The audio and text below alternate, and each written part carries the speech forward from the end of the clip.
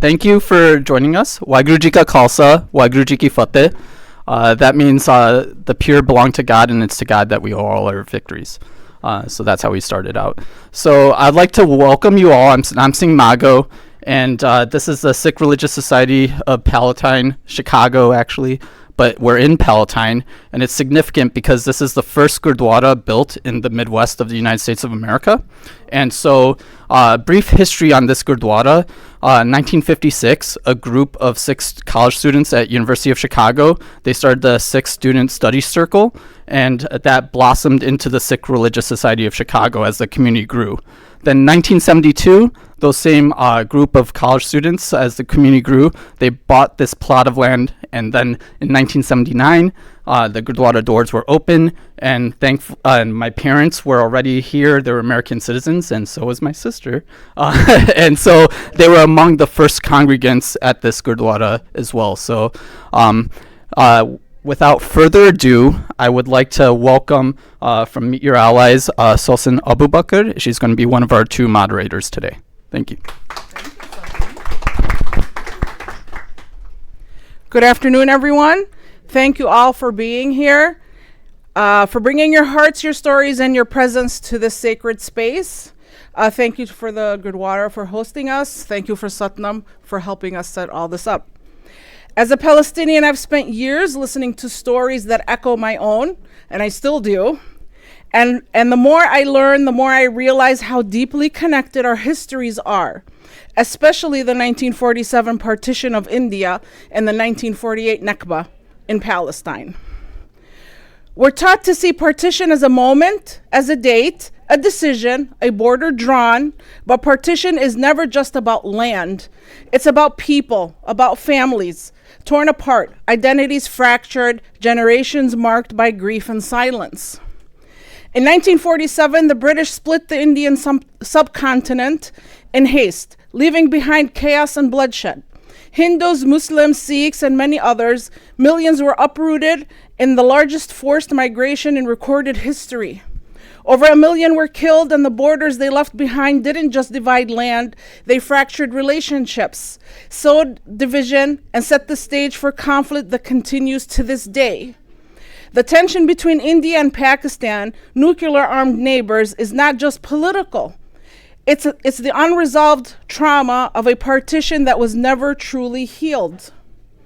Just 1 year later, in 1948, the British again withdrew from Palestine. What followed was the Nakba, the catastrophe, when over 750,000 Palestinians were forcibly expelled from their homes. More than 500 towns and villages were deliberately destroyed to prevent our return, our people's return. Families fled with keys in their hands, believing they'd return in days. Those keys are still passed down generation after generation with no return in sight. Two peoples, two lands, the same colonial blueprint.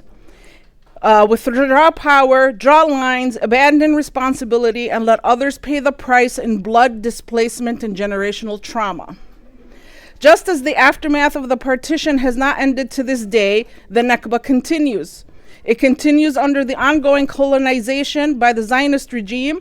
What we are witnessing now is a live-stream genocide in Gaza and across historic Palestine. But what brings us together today is not just shared grief, it's shared resistance, shared dignity, shared humanity. We are here to remember, but also to reimagine, to build, to connect, to stand in solidarity. Because everyone has a partition story, whether it runs through your ancestry or pulses in your conscious. And when we create space for these stories, we begin to recognize something powerful, that our pain does not isolate us, it links us. From South Asia to Palestine, from past to present, our histories echo, and so can our futures. Thank you guys for coming. And next, I'll give it to Farzeen.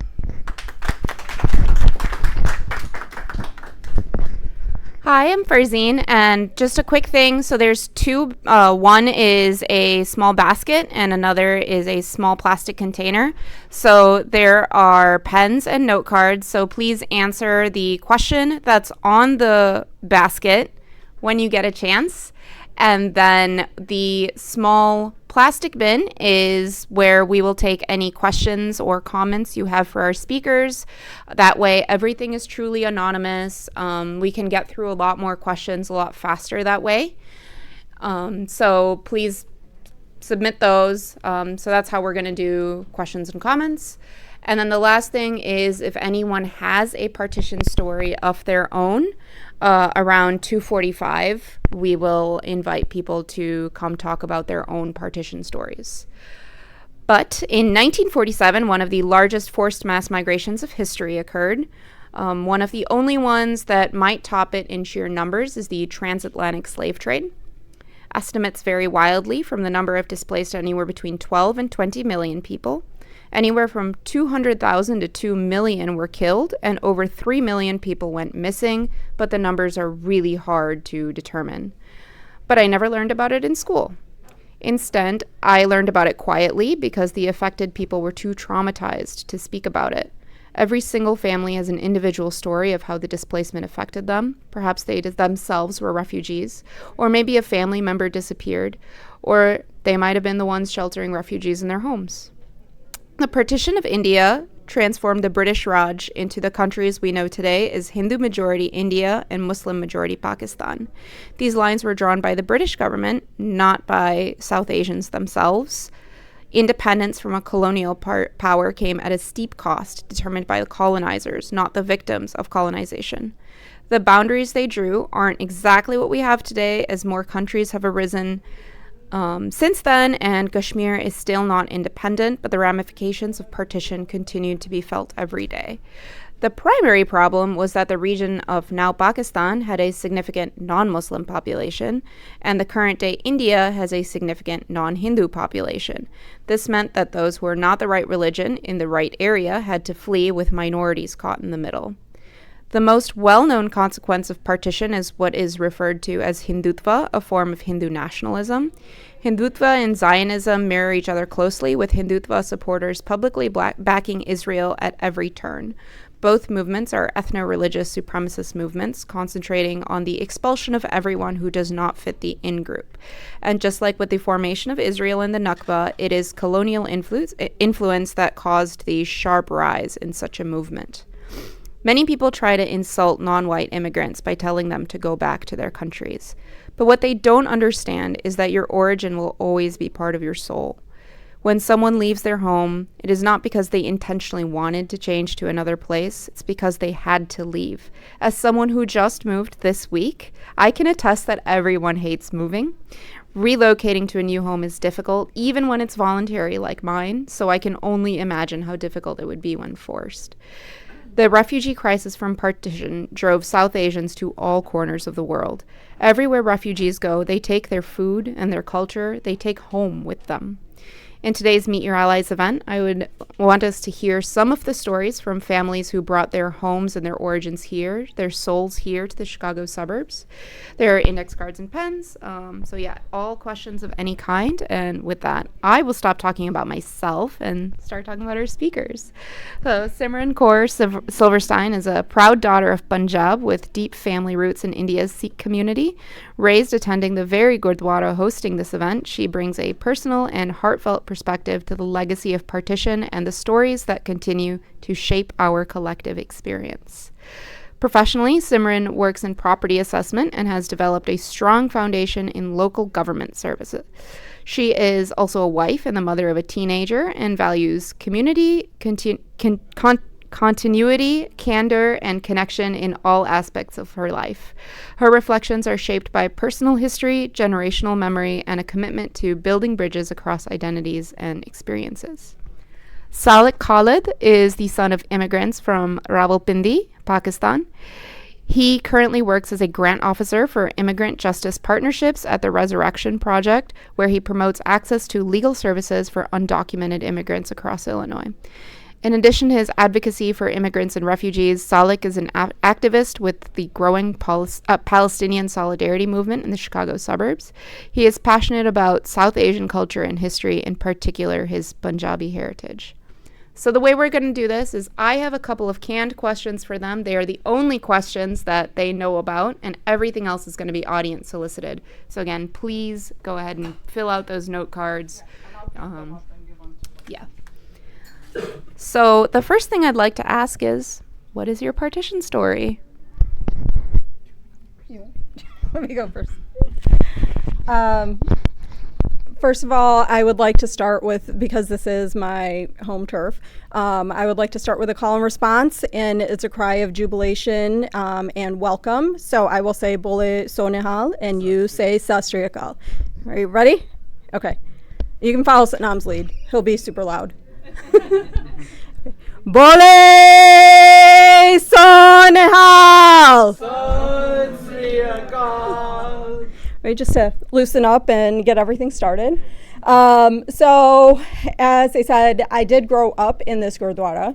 I was about a year old when the building was intact, and so one of the first members of this congregation. It has grown in leaps and bounds. This is not the small building that it once was.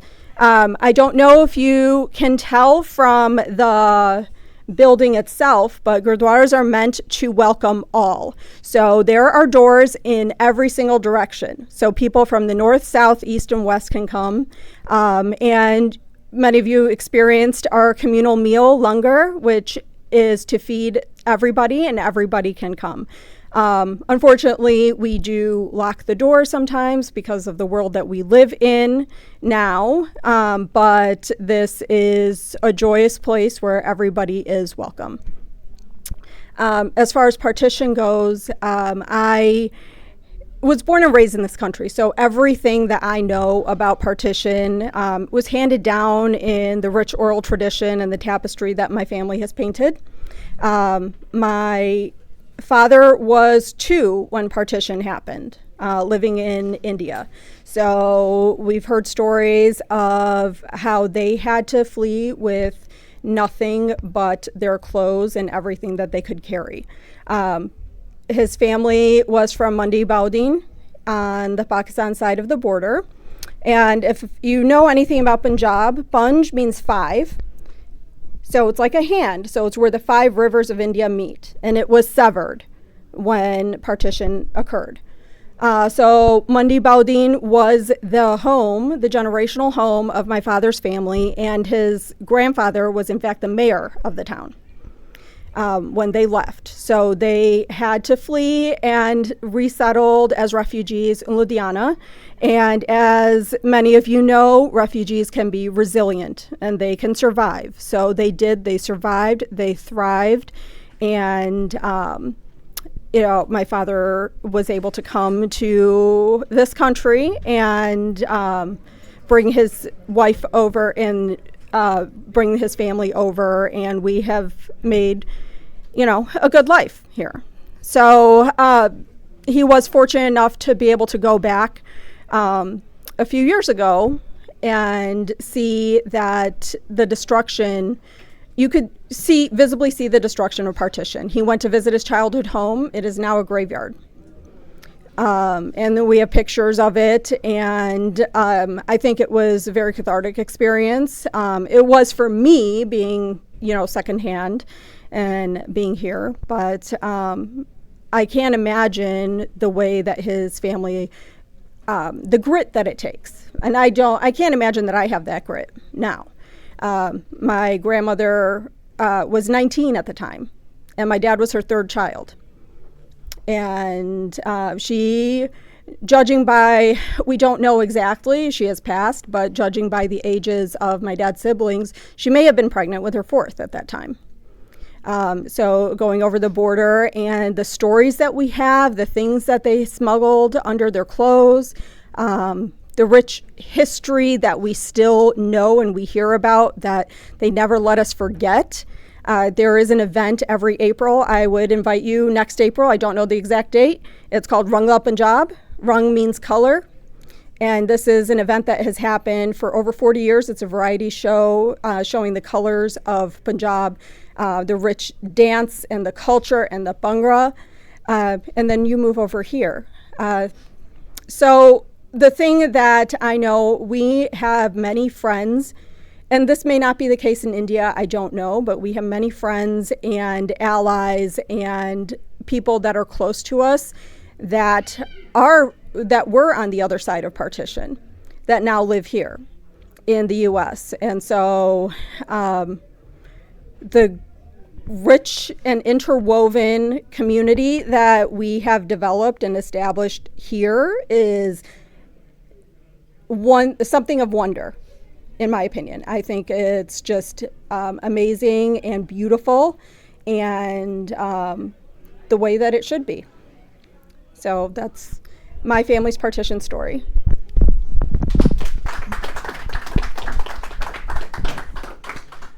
Thank you, Simran. And thank you also to Meet Your Allies and excuse me.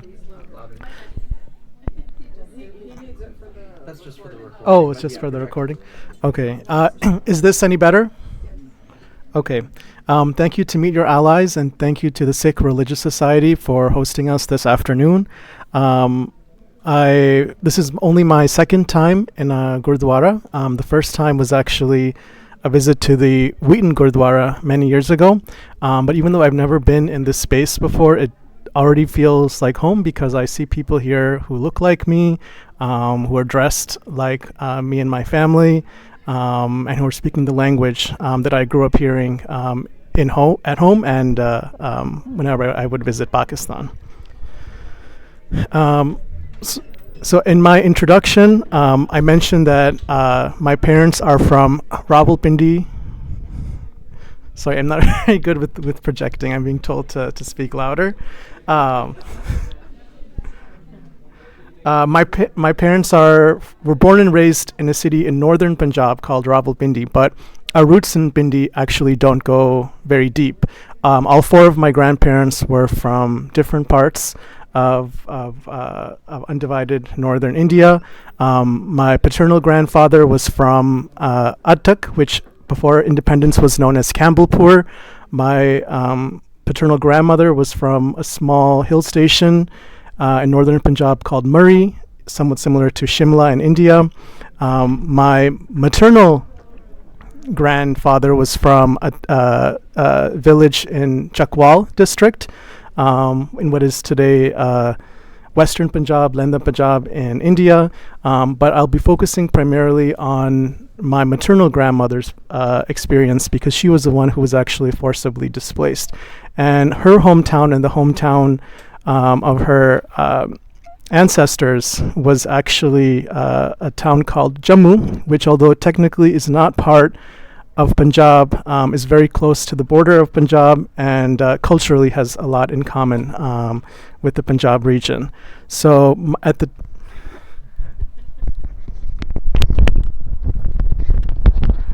Hello?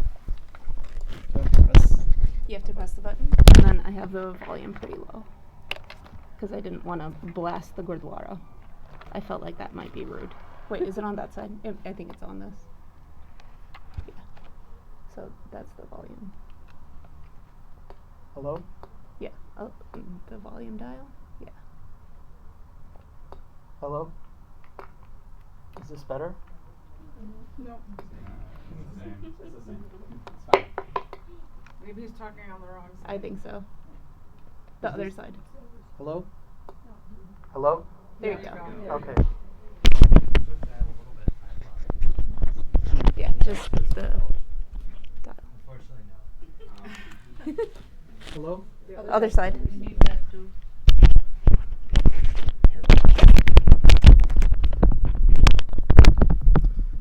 Okay. Yep. Yeah, there you go. Okay. So I'll start by talking a little bit about my grandmother's life pre-partition. She was 14 years old in 1947. She was one of 10 children. And whenever she would talk about her childhood, it always just seemed like a very happy, idyllic, time of her life. Her father, my great-grandfather, practiced what they would call Unani Tib, which is, I guess, a kind of herbal medicine, an alternative to scientific medicine. So you could think of it as a kind of herbal healing. So when partition, people like to think of it as having started in August of 1947, but the policy actually was announced even earlier, in June of 1947. And so when the decision was made by my great-grandfather to move, no one really knew what the final borders of these new countries were going to be. In fact, the Radcliffe Line, which refers to the border that was settled upon by the British, was only publicly announced on August 18th. And this was days after India and Pakistan both had already declared independence. So you can imagine the absurdity of partition happening and countries declaring independence without knowing what exactly the new borders would be of these countries. But I would argue, and this is based on some of the history that I've read, is that partition was already happening even before independence was declared, because extreme violence was already happening all over northern India. There was unprecedented fear, anxiety, paranoia. Riots and massacres were already affecting communities not only in Punjab but also in Bengal, Bihar, the United Provinces, which became what is Uttar Pradesh in India. And so a lot of people weren't really debating whether or not when to move, whether or not if they should move, but they were thinking about when would be the best time for them to move. In June of 1947, it was officially announced that partition was going to happen by the government, and that was in response to just how horrifying the massacres had been taking place. And so in Jammu in particular, what was happening is that there were refugees flowing in from northern Punjab, Hindu and Sikh families who had been displaced because of violence that they were having to face in their villages and their home regions. They were coming in, and it was creating a really volatile situation for the Muslims in Jammu, where my grandmother was living.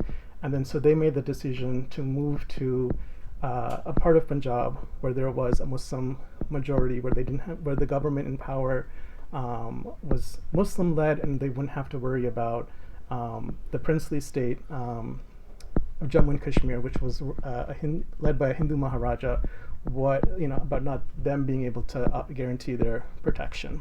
So they left in the summer of 1947 before independence was officially announced. First, they went to a city called Sialkot, which was just a relatively short drive from Jammu. But today Sialkot is in Pakistan and Jammu is ruled by India, so it's an impossible distance or journey to make in 2025. And from there they went to an even smaller town called Wazirabad, which is I believe today in Gujranwala district of Pakistan. It was, from what I've learned from talking to my family, it was an extremely difficult time, post-displacement. My great-grandfather had lost his source of income, and they were just relying on the charity of family and friends to survive. My grandmother's siblings, had their education interrupted, their university education interrupted, and so they had to start that from scratch. Finally, what happened is that they, as many families did at the time who were displaced by partition, they filed claims with the government as refugees to get, homes and businesses that had been abandoned by refugees going in the opposite direction to India. So that's how they were able to get a home and a storefront in Rawalpindi. And my grandmother and her family relocated there. That's where she married my grandfather and had a comfortable life after that. But I would like to mention that she never forgot Jammu, and she never forgot her memories of her childhood there, and would always speak about it with fondness and in vivid detail, about her Hindu and Sikh classmates that she had, her picnics along the banks of the Tavi River in Jammu, and even though she lost a large number of relatives who stayed behind, aunts, uncles, and cousins, who told them that no, everything is going to be okay in the long run, and who just wanted to wait and see what things would look like once the borders were announced or once the countries actually became independent. A lot of those folks, they were never seen or heard from again because of the sectarian violence that spread like fire in their city and across in many regions of India. Another thing I wanted to mention is that a lot of people talk about how partition was, like the will of the people, that the parties that, did well in the 1946 legislative elections in India, that was their demand, that was what they agreed to. But I also wanted to point out that there were not universal, the electorates would not consist of people, all the people in India. If there was not universal suffrage, so it was only a small percentage of people who actually participated in those elections and elected the leadership that made the decisions about partition. And if you were living in a princely state like Jammu and Kashmir, then you had no way of expressing, your wish about the future of the country. And a lot of people were voting in these elections, in regions of India that were not directly impacted by partition. And so some of the regions that were affected most, a lot of those people, especially in rural areas, villagers, the underclass, really had no say at all on what was the final outcome. And I think that's particularly tragic. So I'm just, because you have the mic, gonna go ahead and keep you on the spot. Because Punjab is split across this border, it was split in half. Well, not quite, but this border was arbitrary, like you mentioned. But how do you see the ramifications of that in 2025? I would say the ramifications are undeniable. So partition led to the modern day nation states of India and Pakistan, who have this really toxic relationship. One is because there were because of unresolved disputes resulting from the partition and how it happened. The most prominent dispute being the territory of Jammu and Kashmir, and why that is disputed today is really in large part due to the policy that the British established at the time of independence, saying that the princely states could determine for themselves how those territories, what their future would be post-independence. And also, following independence, thanks to partition, in both Pakistan and India, we see the politics of exclusion and religious chauvinism being dominant. In Pakistan, so often, what is considered to be authentically Pakistani or truly Pakistani is, synonymous with what's Islamic and what's Muslim. And increasingly in India, even though it was, established and intended by its founders to be secular and pluralistic and inclusive of everyone, it's moving in a different direction. And a lot of the resentment about India being cut up and, too much being conceded to the Muslims, that's shaping the politics of India today. And because partition happened and Pakistan exists, a lot of it's really widespread for Muslims in India, to be accused of being insufficiently Indian to go to Pakistan, or to be secretly sympathetic to Pakistan, even though they and their families have known no other homeland besides India. And the trauma and displacement, I think, is something that is still ongoing, especially because the survivors of partition are still very much alive, and they're carrying those wounds. And this is not ancient history. This isn't something that happened a really, really long time ago. People who witnessed and experienced loss from that time are still with us. And even though they themselves are not particularly vengeful or hateful in any way, a lot of their descendants, carry a lot of resentment towards having lost so much because of partition. I guess I'd like to mention something they didn't mention earlier. Even in my own family that was displaced by partition, even though everyone is Pakistani now, not everyone really sees partition as something that should have happened or was in the best interests of Muslims. Especially on my grandmother's side, maternal grandmother's side, I have relatives who lost so much, like all of their property and their material possessions, their wealth and their comfort, and only to have like a lower quality of life in a foreign land. It's still something that they are struggling with, and I would also argue that even at the time of partition, there was really a diversity of opinion amongst Muslims in India, and not everyone was championing the cause of separatism and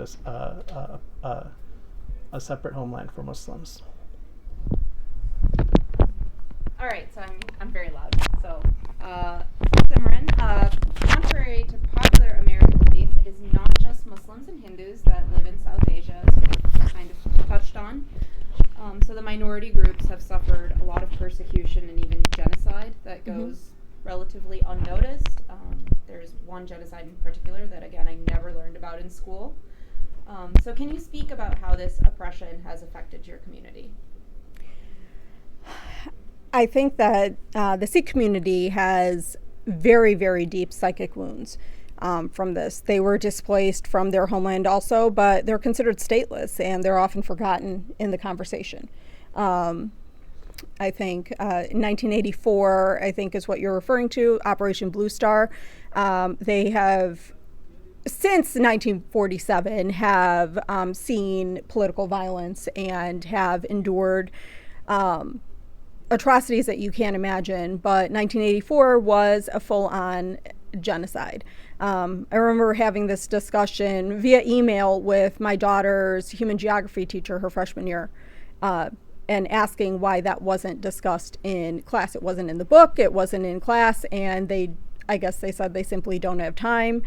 She definitely brought it up in one of her projects. I think that was the first time she interviewed her Nanu, my dad, and so it brought that up in one of her projects, the family migration story.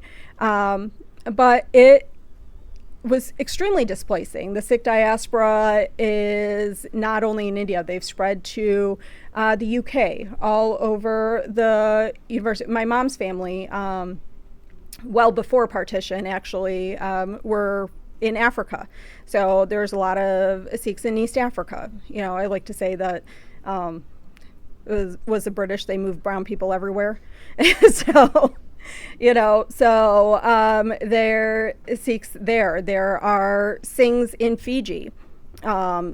Sikh men and women generally go by the, if not the surname, middle name of Singh and Kaur. So there are Singhs in Fiji, in the Caribbean. So it's very difficult to hold on to your identity, your cultural identity, to hold on to your religious tenets and beliefs. I would say that Sikhs have gotten through it by doing one of their major tenets is seva. And if you don't know what that means, it means service, literally service. So being of service to people, keeping yourself humble, and through that service and through the show of generosity when you have nothing to give, I think that has kept Sikhs going, even amidst all of the political violence and the things that you don't, there's, one major genocide that you hear about, but in these times, I've been hearing about the Operation Blue Star for the last, 41 years now? That it happened. So I've known, and I was alive at that time. So I do remember little snippets. I was 6 years old. So not everything was discussed with me, But, you know, I was alive at that time, so I do remember, and I remember the feelings of my elders and how sad they were. And that was just a very, very, very rough year. It's really, I mean, I think that I'm proud. And one thing that I notice about South Asians, Muslims, Hindus, Sikhs, is that wherever we go, wherever the diaspora takes us, wherever we are, we have tried our darndest to maintain our identity. And to forge friendships across those cultural lines when we are not in the fact that the friendships have formed, speaking to Salik's point, is really, really highlights the oppression that has taken place in India. I think that I will talk to my family a little bit more and see what their opinion is of whether that partition was even necessary. You know, borders at the end of the day are man-made, so it's just, I think it's up to us humans to tear them down too, you know? So I think, and not historical erasure is a big issue as well. So like not having that erased so that we can actually learn from history and do better. It doesn't seem like the world is really good at that, but you know, we're trying. So That's hopefully it why it's hard to happens. meet your allies, because Yeah. we're the ones that have to change things. Well, and Believe it or like not. making sure that people know that we are allies. Yeah. You know, we don't have to fight. We're not combatants. We can shake hands. Salik and I greeted each other. We met each other today, and we shook hands before this, and had a smile for each other. And really, like, what else can you offer your fellow man? And invite them into your home, into the Gurdwara, and sit down and have a meal, and let's have a conversation. Who was behind the genocide? Can you elaborate? I'm sorry? Who was behind the genocide? It was the government, Indira Gandhi and her cronies. Yes, it was the Indian government. It was very much politically motivated. It was violence. It was not something when a group that is not meant to prosper does, then it is met with enmity from the powers that be. If it's a minority group and they rise up. And I think that that's true on both sides. There is a Muslim, quote unquote, minority in India as well. But we were all people of that area. We're all people of that region, you know? So I think that that's what it is when those in power see that the people below them, quote unquote, what they believe to be below them, you know, have the audacity to succeed, then that has to be taken down. And that's, yeah, they're a threat. And so they're threatened, and they don't want themselves to be taken over and overthrown. And that's really, I mean, I think that at the end of the day, that is the story of almost everything. That happened in Tulsa. Yeah, it's the story of almost everything, you know. And that's in this country. So like I said, you know, I have a teenager. She's in high school. We've been doing college tours. So we've done 4 different college tours, and 3 of them were the third one was in November, the first week of November last year. The last one was 2 weeks ago. All 4 universities that we visited were public land grant universities. All of them are on native land, and all of them begin their admissions tour, their presentation, with giving thanks to the native people on whose land we're borrowing, except for that last one, the one 2 weeks ago, and things that they can say and they can't say, and you have to read between the lines. And I did, you know, pull someone aside and ask them later, and she said, you know, it definitely is part of the current administration. They're afraid. They're afraid of funding being pulled. They're afraid of all of those things. And so it's, you know, it's a threat, people that are in power. So, but in general, they have recognized that they have overthrown those people, and they need to apologize. So, it's true. Don't forget, write down your questions on the index cards. Get going. Yeah, thank you so much. These are. One second. That was So for the people who came in later, there's two little containers, lots of pens and index cards. So one of the baskets has a question on it that I would like you to put your answers in. And then the other one is for questions for our speakers. And those will get handed to me. Obviously, if you've been seeing, I have no idea who wrote what. I'm just getting handed index cards. So feel free to, yes. I have a general question, not related to these. The announcement that I got by, through, it said share your own stories. Yes. So I expected if there would be more than just the panel, other people would. And in fact, I forwarded to some of my friends. Mm-hmm. They may not, I don't see too many, but I think we'd like to hear at least some stories from others too. And whenever it's appropriate, if you give me a chance, then I will share a few points. Yeah, my whenever it's plan was to do that at 3:30 to 3:45. It'll be when we can share. Yeah, because So- I want to hear people's stories. So I'd like to be in line on that. Of course, absolutely. But that was a great question because I don't know if I mentioned that we will then hear people's partition stories who are in the room. So the first question is, how are relations between Punjabis of different religions, both in the US and India and Pakistan now? What are some of the common cultural and traditional aspects maintained across Punjabis that are part of India versus Pakistan and different religions? Jai.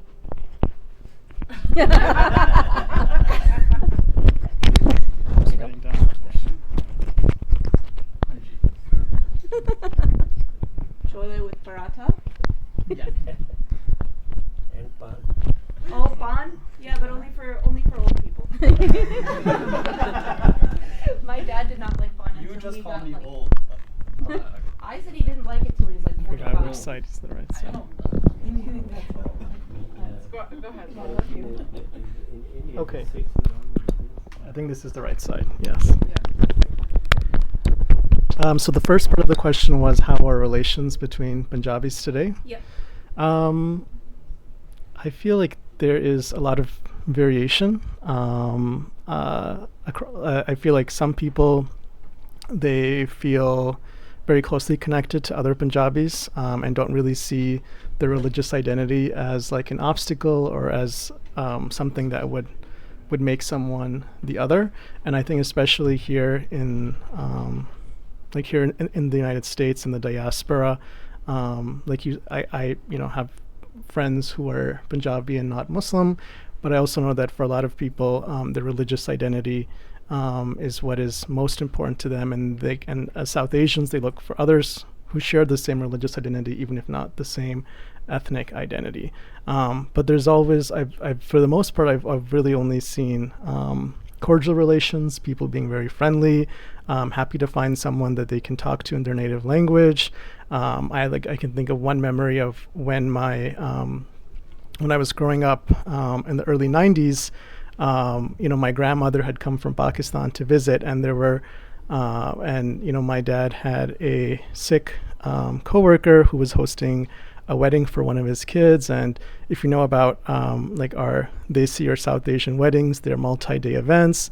And then so, my grandmother who got along so well with the host, with the family that was throwing the wedding, that she was invited to just kind of stay at their house for multiple days while these festivities were happening. And because of that shared, she was able to sing the folk songs and was familiar with the traditions and the rituals.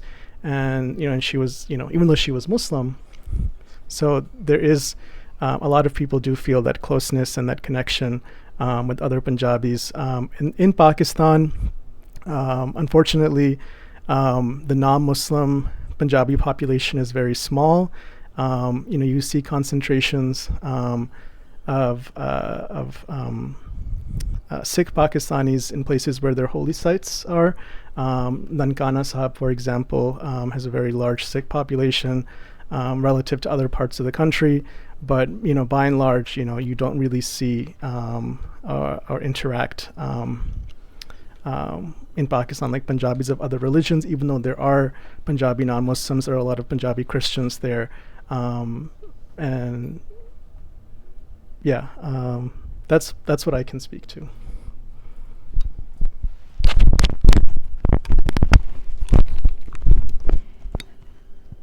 I think what you said before, Ja, is a unifier. If you heard my surname at the beginning, my last name is Silverstein, which clearly I was not born with. I have a multicultural, multi-religious family. We maintain mostly a secular household. But as far as other Punjabis, I want to say I was probably about maybe not in my 20s before I realized that other families were not like mine. We have a large, boisterous Punjabi family, and it's like that on both sides. My Nani, my mother's mother, is one of 5 or 7, I think, and my dad is one of 5. All of my dad's family, his siblings, everybody lives here. All of my mom's family lives in the UK, so whenever we go to either place, it is a cast of thousands at any party that we have. And I don't know if you've heard of a little thing called Bhangra. Punjabis are joyous people, and Bhangra is a joyous dance. It is done in it was a celebration of harvest. It was done in the fields. If you've ever heard of the moves, you screw in the light bulb and you pat the dog. Those are sort of the Punjabi moves. Again, another shameless plug for Vunga Punjab next April. You will see lots of it. It's a point of connection also, because it's not just Sikh Punjabis that do it. We invite people from all places. A lot of universities have teams. There are universities that have major Bhangra competitions, major festivals, and universities from all over will come and participate. So it is one aspect of bringing Punjabis together. In my experience, I actually am not surrounded by many other Punjabi folk. If there are Indians in my community, they are South Indian or Hindu, but not Punjabi. But we get along great. But the Punjabi folks that I know, I think they do find a point of connection. And I think that that's something that probably from both sides, everybody yearns for, that human connection, especially when you have been displaced from your homeland. And so I think that that's, in my everyday life, we do try and find that point of connection, and we find it through art, we find it through food, and then we find it through conversation.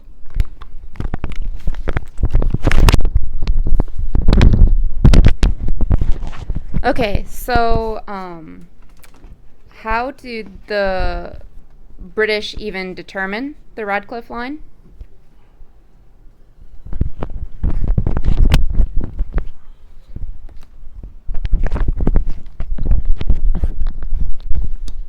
So there was a commission that was headed by a Sir Cyril Radcliffe.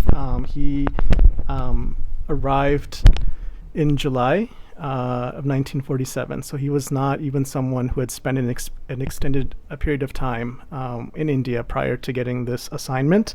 And he also left, as soon as the line was decided upon, spending a total of 6 months on a project that would have such lasting consequences for generations to come.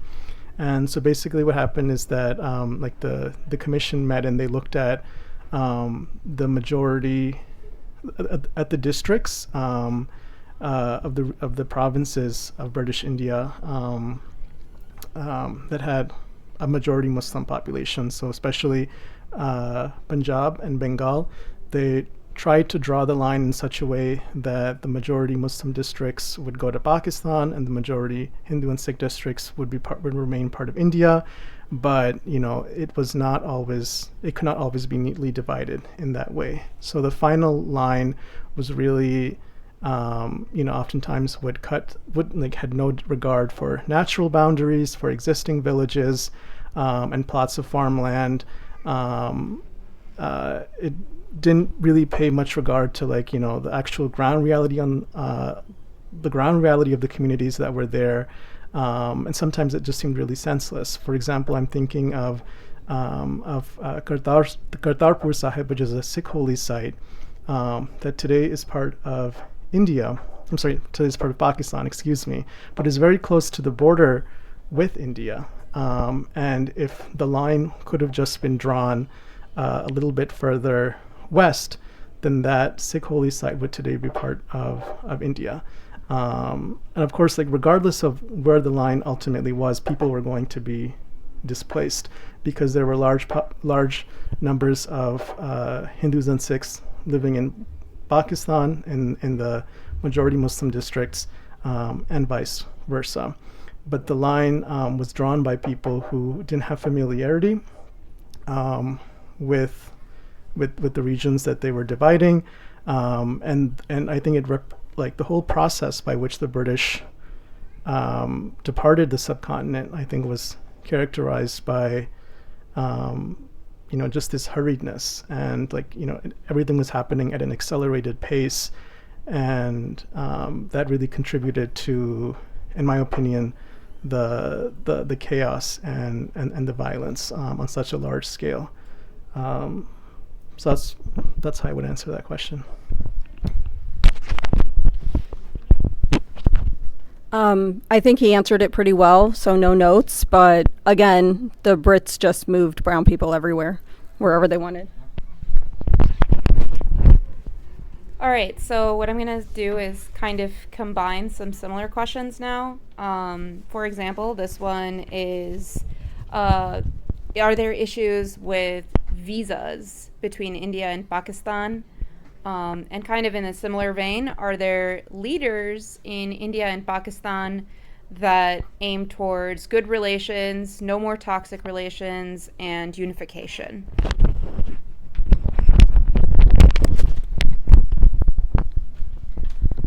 So that's not something that I'm an expert on. Like I said, U.S. property assessment is my jam. So I would imagine that it's by the person. So I imagine, I do know a little bit about U.S. customs and passports and visas. So I would imagine it is dependent on whose desk it lands on. I have seen many documents, and that's something else. I am a notary as well, so I see a lot of folks come in to obtain visas, and their documents that need to be notarized. And I will tell you that and for Indian nationals, for Pakistani nationals, renewing their visas because they are living abroad. So from that perspective, I can speak. Not one document is the same. It is not a standard form. It is a Word document that is changed, almost every single one that I've seen. I've seen countless numbers of these, but I've seen maybe two that are exactly alike. And those were from a family where multiple people were coming. So to get visas from either to the other, I would imagine is a challenge, and I would imagine there is some political stopgaps that are, blockades that are stopping that from occurring.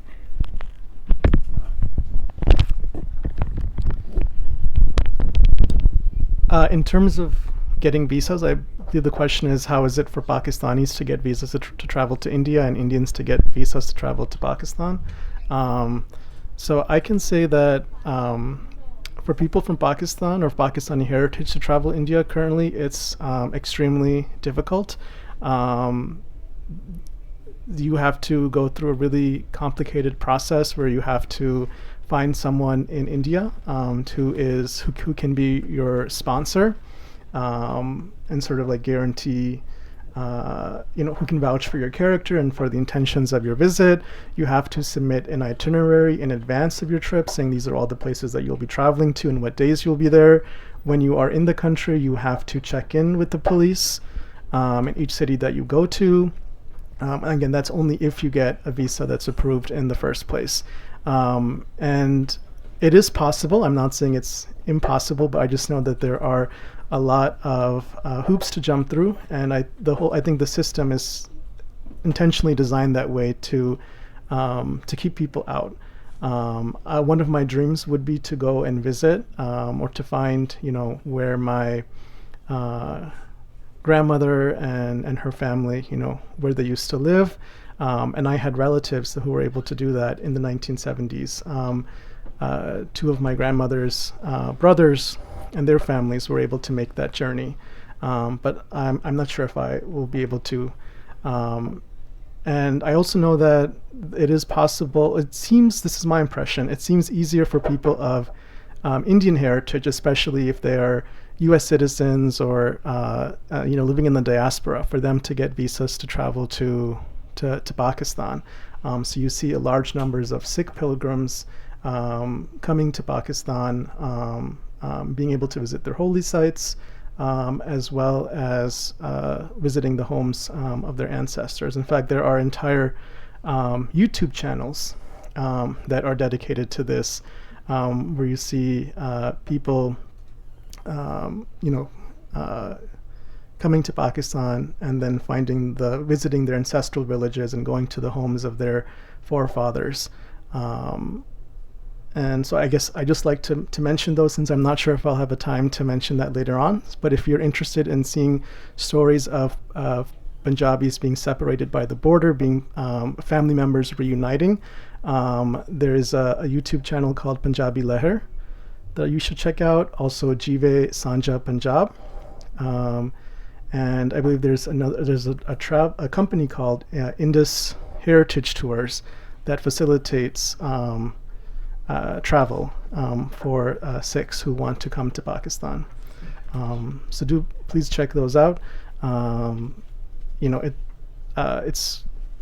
seen some of these videos of siblings who were separated and who grew up in different countries, and it's truly like a miracle of God that they're even able to be reunited after so many years apart.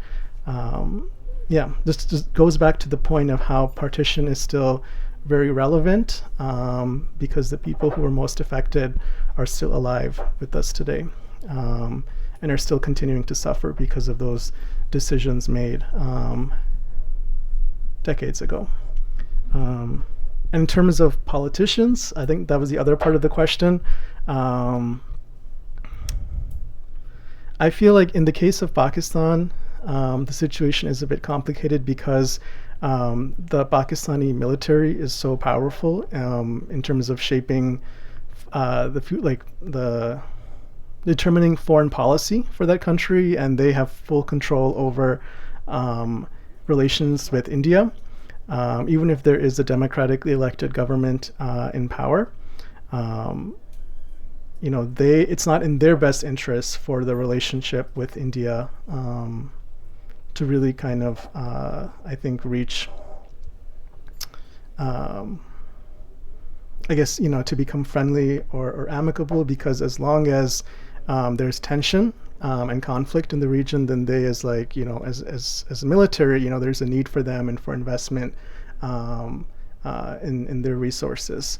And I know that in the past, when certain Pakistani politicians have tried to extend the olive branch, or to that they have been dealt with by the military. So I don't know if you have any thoughts on leadership in India.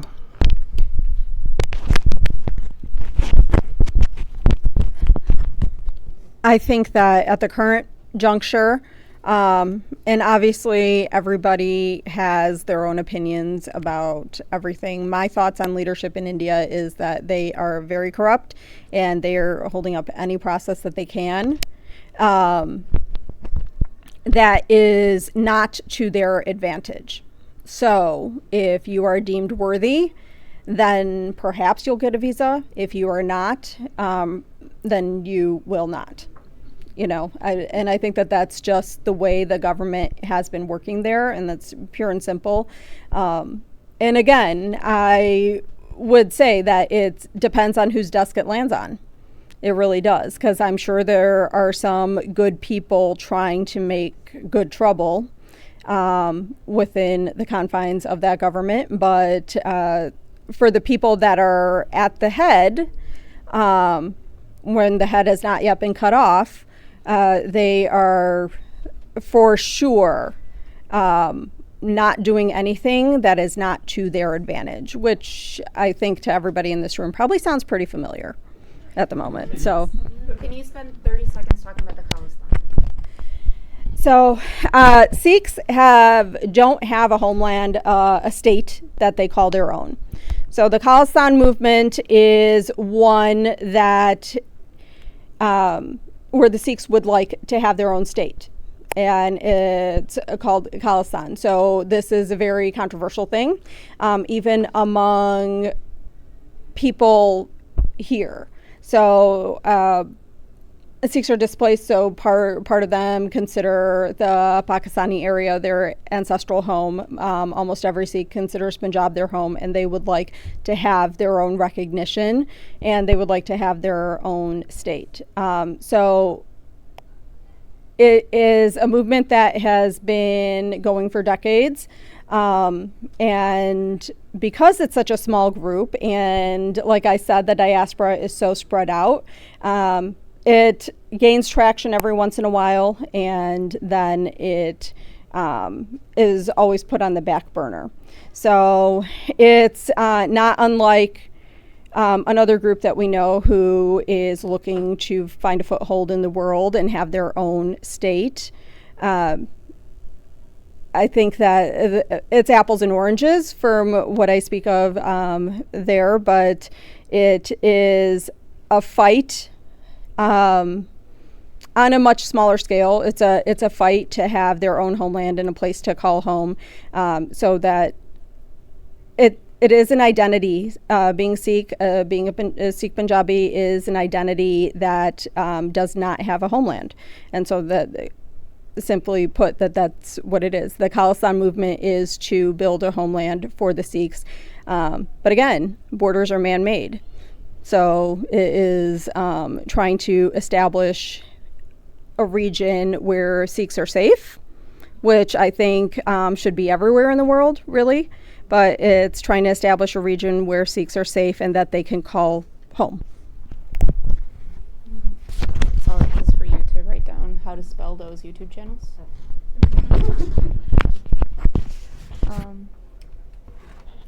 Okay, so what was the motive for wanting partition by the British? And then also more context on Blue Star, because Gandhi was assassinated, so how does that work? So 2 separate questions.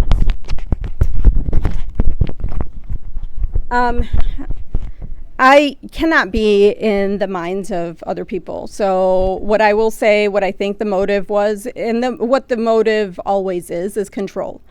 Separate, divide, and conquer, right? That's what it is. It's separate, divide, and conquer. So when they see people are becoming too friendly and too gelled and are in larger numbers, think about it here. If you are Muslim and you have Sikh friends, or no Sikh people, if you are Sikh and you know Muslim people here, are you friendly or are you enemies? You're friends, you're gelled, and you are one people, right? That's just what it always is. You divide and conquer. When people get too friendly, they can rise up and they get more powerful. There's power in numbers. So divide and separate and conquer. So Indira Gandhi was assassinated, but her movement did not die with her, unfortunately. Sikhs have been persecuted because, again, separate, divide, and conquer. For such a proud people, Sikhs are very proud people. They fought their way to being the 5th largest religious tradition in the world now. It's a very young religion, just over 500 years old. So in the grand scheme of life and the ancient earth, it's a very young religion. So gaining popularity because it was something people were finding, could not find what they needed. Right? So they came together and they became Sikh. They found a way to maintain their identity. They found a way to pass on their teachings. They found a way to educate. And education is dangerous for those in power. So Operation Blue Star continued based on, there was a certain other dictator that had an army that carried out their wishes. And so this was, I won't say, so Indira Gandhi was somebody who had an army to carry out her wishes. They stripped, there are pictures, I don't know if you've seen, there are pictures of the Golden Temple in Amritsar. The Golden Temple is a Sikh temple that was built and covered in sheets of 24 karat gold. That was part of it. The Sikhs had wealth. So that was stolen. There was a genocide committed, and they wanted to tear down the people because they were getting to use an American word, uppity. And so it continued. And so with her, the feelings of enmity and the feelings of wanting to squash a joyous people did not die.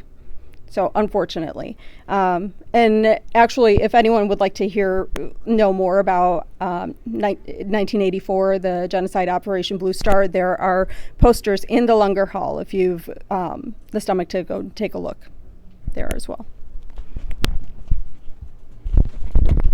In addition to the trauma of partition, including the resentment mentioned, what factors have gone into the increasing tensions experienced now, or are they, just the ones that I heard about?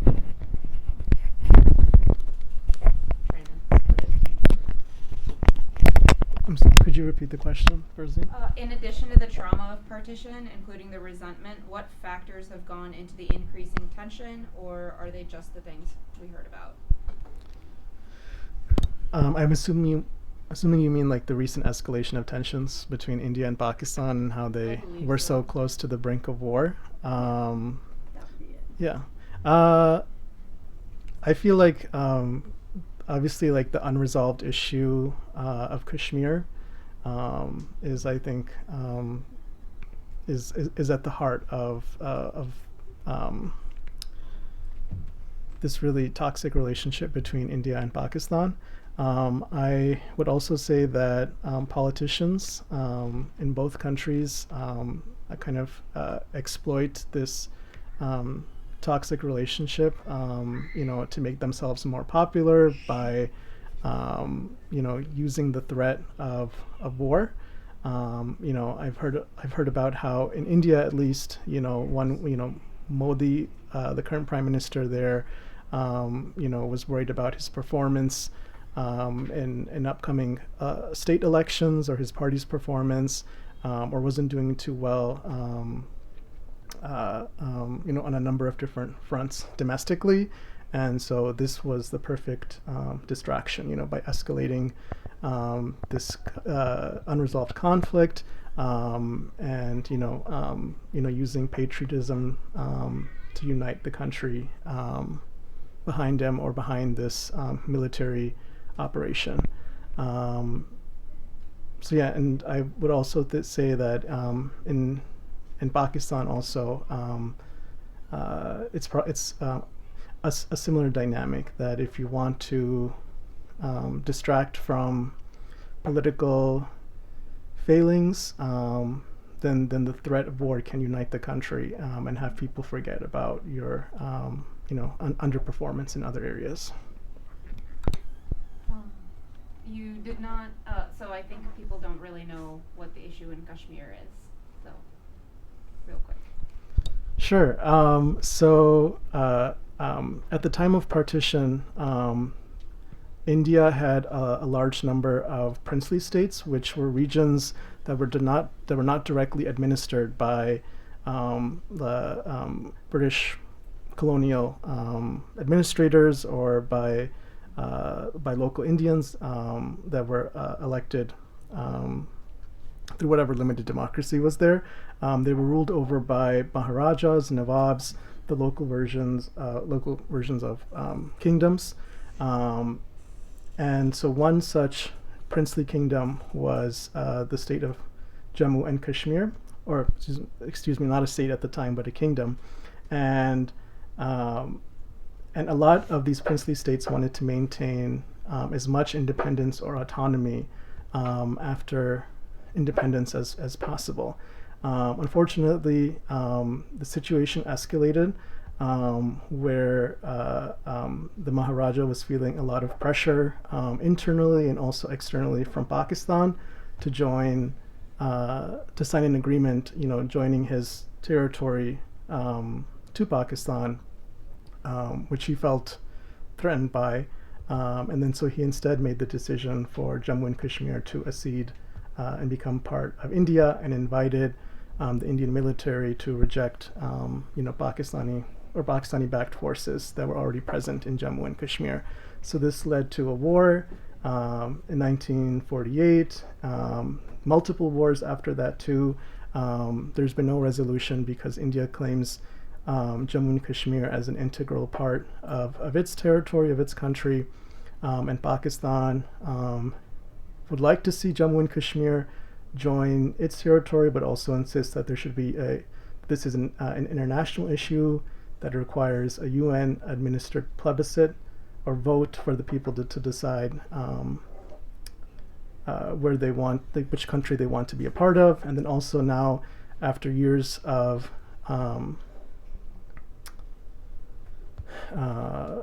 occupation and oppression by both governments, there's a significant and vocal number of Kashmiris who also want complete independence altogether. So yeah. And then and this recent escalation, India accused Pakistan of supporting militants that killed a large number of tourists in Indian-administered Kashmir. Pakistan denies that, but India was not satisfied with that explanation.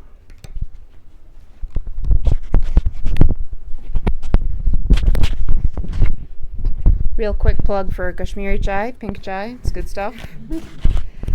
How does the partition of Bengal into East Pakistan and subsequent creation of Bangladesh fit into this story? Like I'm historian. Yeah, I mean, absolutely. Like the partition of Bengal in 1947 is absolutely part of the larger partition narrative. I think one reason why it doesn't get talked about as much is because it was nowhere near as violent as what happened on the other side of the Indian subcontinent. The sheer scale of violence and human suffering, again, was unmatched in other parts of India. And also there were much fewer, the population exchange took place on a smaller scale in Bengal. So, after independence, I was reading how, a significant percentage of the population in West Bengal, which became part of India, was Muslim. Something like 25% was still Muslim. And in East Pakistan, later Bangladesh, the percentage of Hindus living there was, I don't remember the exact percentage off the top of my head, but it was also in the double digits. So whereas in the case of Pakistan, in the 1951 census, something like only 1.6% of the population was non-Muslim. So so partition definitely affected and uprooted large numbers of people in Bengal too, but not to the same scale as Punjab. and it was also the line that was drawn also did not make the most sense in many different places. And if you look at the map of India and Bangladesh today in that region, India kind of has like Indian territory sort of like becomes very narrow north of Bangladesh and then joins the northeastern region. So again, illogical and without much regard for quality of life for the people living there.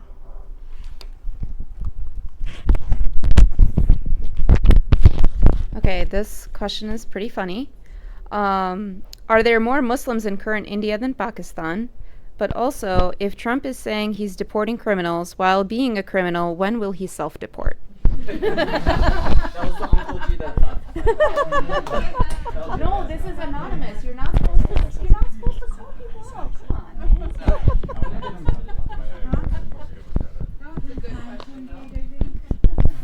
So I can't speak to the first part of it. But It was, are there more Muslims? yeah. I do know that Indonesia has the largest Muslim population in the world, and I've heard different things from different sources. Some people say that India has a larger Muslim population, making it, the second largest home to Muslims. Some people say Pakistan. I think from what I've read, like how India, because it has better population or family planning measures, the Muslim population in Pakistan is growing faster, and I don't know, from what I'm guessing, would be higher.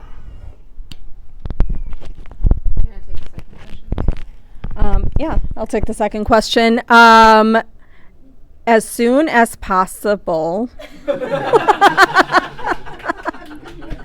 As soon as possible.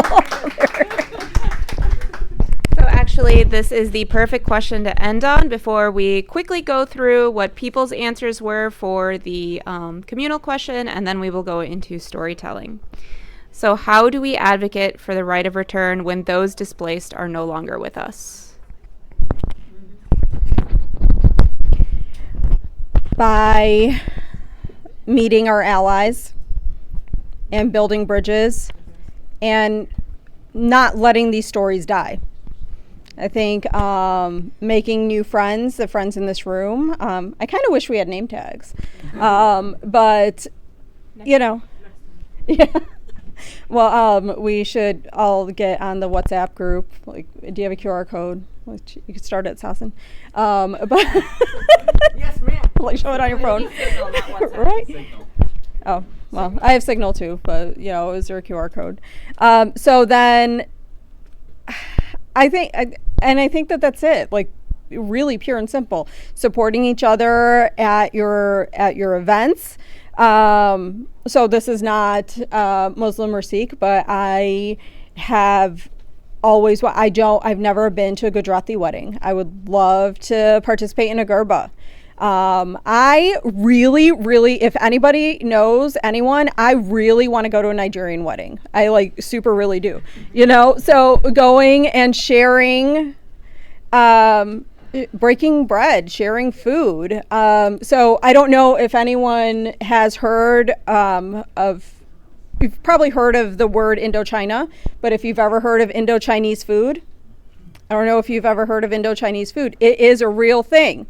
And there's several places that go, because if you look at a map and see where India and China meet, I'll tell a story about my brother meeting his roommate at UIC, and the roommate said, "Sat Sri Akal Praji," and he looked askance at him because he did not look Indian.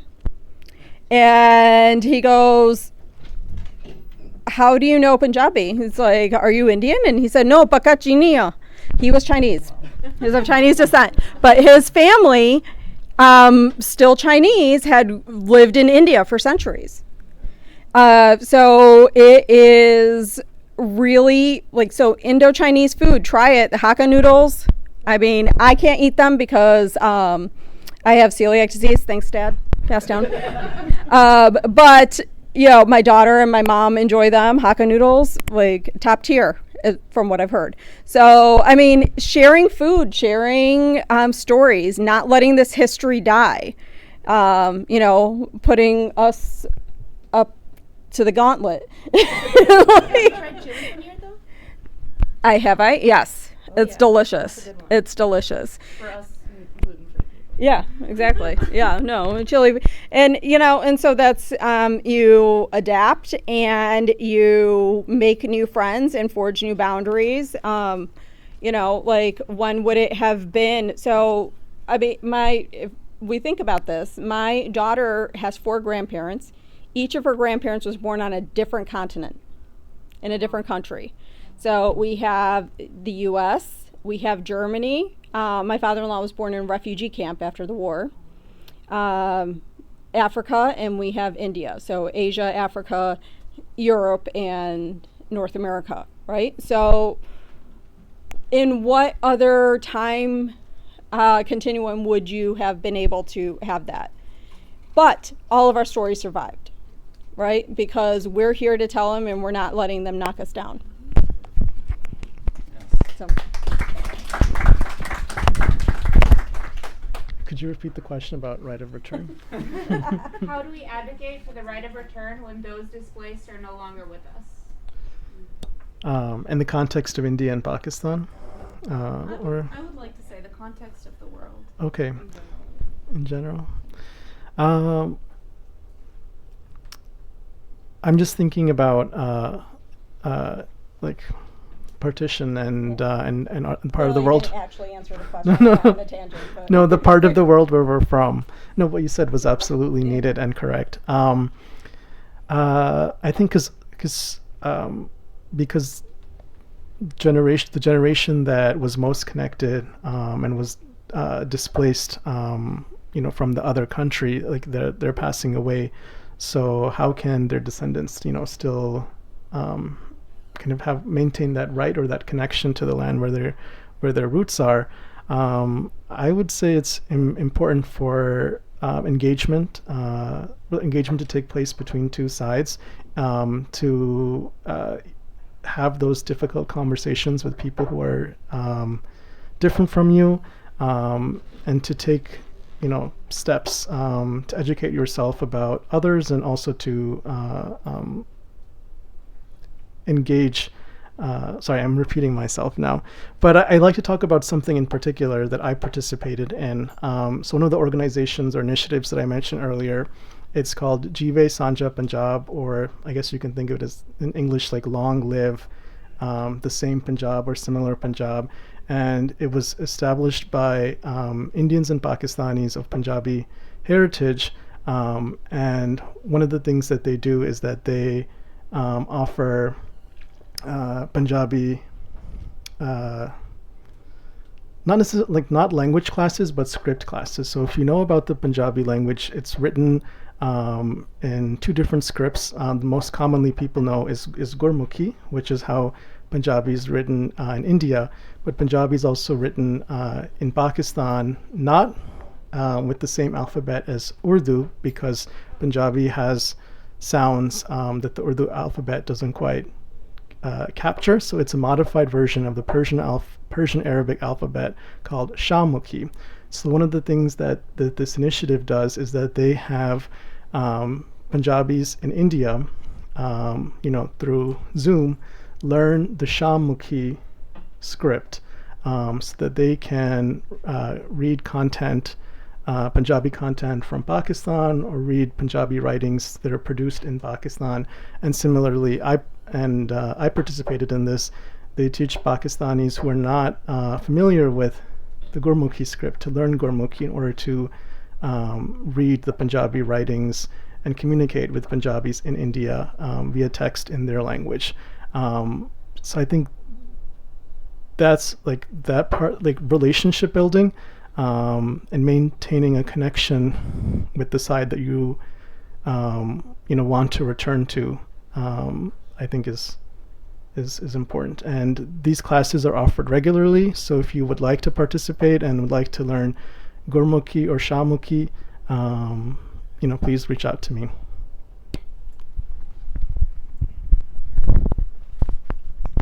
Just a quick comment. The Bangladesh genocide. Bangladesh was briefly touched on. Bangladesh genocide in 1971 caused 30 million to be displaced and 300,000 to 3 million died, with 10 million sent to India. The more things change, the more they stay the same. Exactly. Of course he did. I have things that are not appropriate to say on the mic about that.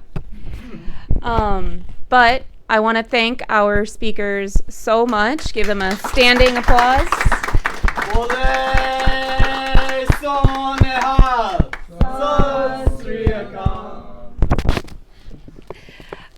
So I asked everyone in the room this question. America is often called a nation of immigrants, a melting pot, or tossed salad. Sometimes, in the process of assimilation, our stories get lost. How did your family end up here and why?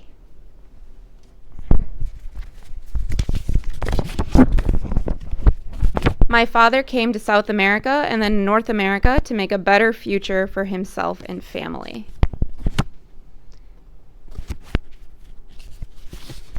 My mother married a man stationed in her hometown. She came here when he returned home. My father's family has very little known history. I was only told when my mother met his grandmother. She lived on a reservation.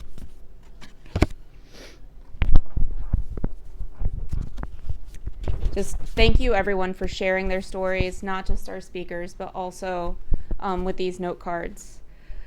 My family migrated here for the opportunity. I came as an 11-year-old, so I would escape any persecution.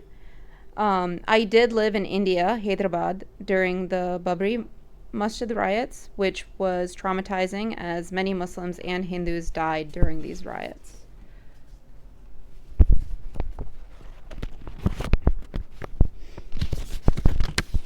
My grandmother left Hainan in 1937 when Japan invaded.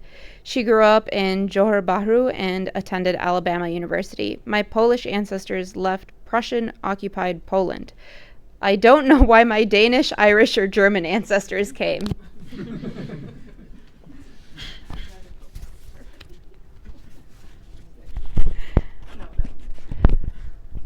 I found that most people come for either financial or refugee reasons. People don't usually willingly leave home.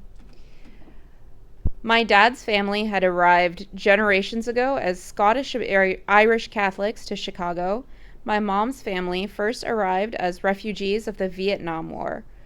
Following the tumult of the two Chinese civil wars, Viet independence from French colonialism, then fall of American-occupied South Vietnam, they fled first to San Diego before violence and job opportunities drew them to come to Chicago.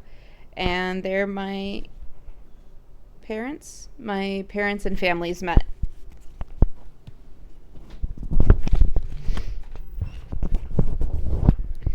Polish, most recent immigrant ancestors, they immigrated here in the late 1800s seeking opportunity. Then Indigenous Native American. I am going to butcher these. I am so sorry. Pumpkin tribe, encountered by the English. Aztec tribe, encountered by the Spanish. Before my Native American family immigrated here, they lived in Central Asia. My English family formed the first colony in Jamestown. Abuelito immigrated from Jalisco, Mexico? Jalisco. Sorry.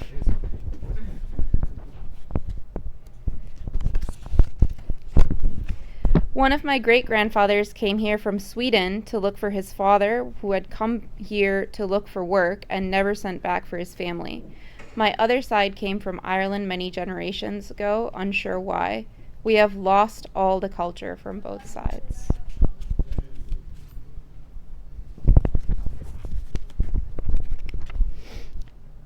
My father immigrated here from the Philippines in 1983 after his father in 1975 for work. And my grandma on my mother's side came here in the early 1970s from Germany after marrying a serviceman.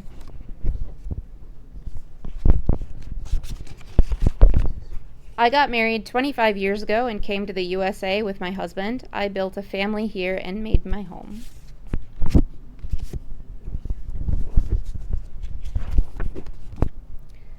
My dad's family were dragged here as slaves from West and Central Africa in the 1700s.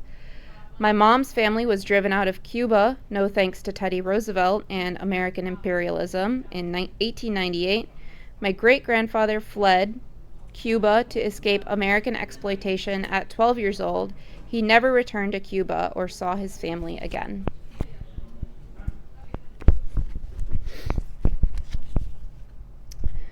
My maternal great-grandparents came from Ireland. It was just after the Great Starvation by the British. My father's lineage in Norway and is Norwegian and Scotch with some Welsh. I don't know the history of their migration. But thank you so much, everybody. And with that, Uncle, I believe you have a partition story to tell us. Yeah. I don't know if, yeah, there you go. Okay, yeah. Thank you. Well, you can call it partly a story, partly some related stuff like you people have done, which is relevant to the topic. First of all, my name is Muhammad Raja Ullah Quraishi. It's Ja and not Za, because most people say, "Oh, Raza Ullah." No, it is not. I'm from India, and most of my family, close family, still lives in India, and I visit every couple of years, including about a year and a half ago. I've been here just to almost in a month. It'll be 60 years in U.S. Chicago. 1 year I was at Purdue, and the rest 59 years in Chicago area. My family, and particularly my mother's side, my nana, my mother's father, was very active politically also. He was a professor. He resigned in non-cooperation against the Britishers. And then he was for India, joint India, no partition. And he stayed that way till the last breath. And he was a member of Legislative Council also before. So he was politically active. Maulana Azad, everybody heard, and Jinnah, their two names come up in partition. He was always in his camp. I have been here. In my initial years, I'm an engineer, so I happened to work on West Pakistan in those days. West Pakistan water and if I'm forgetful, it's called WAPDA, Water and Power Development Authority, and later on it became, instead of West Pakistan, they call it Water and Power because West and East separated.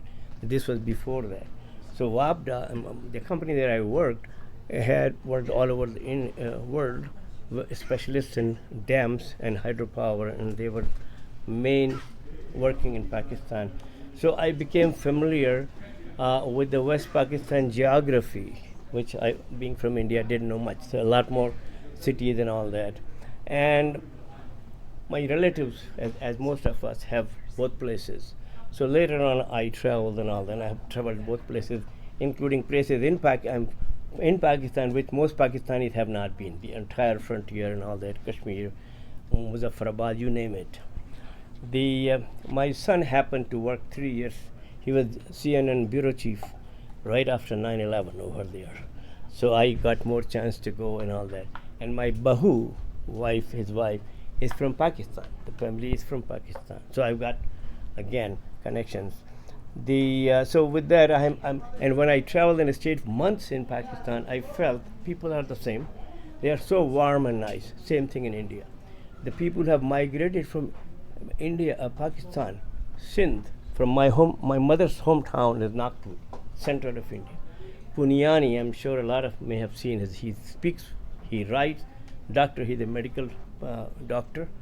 He taught in IIT Bombay. I met him about 25 years back when first time he was here.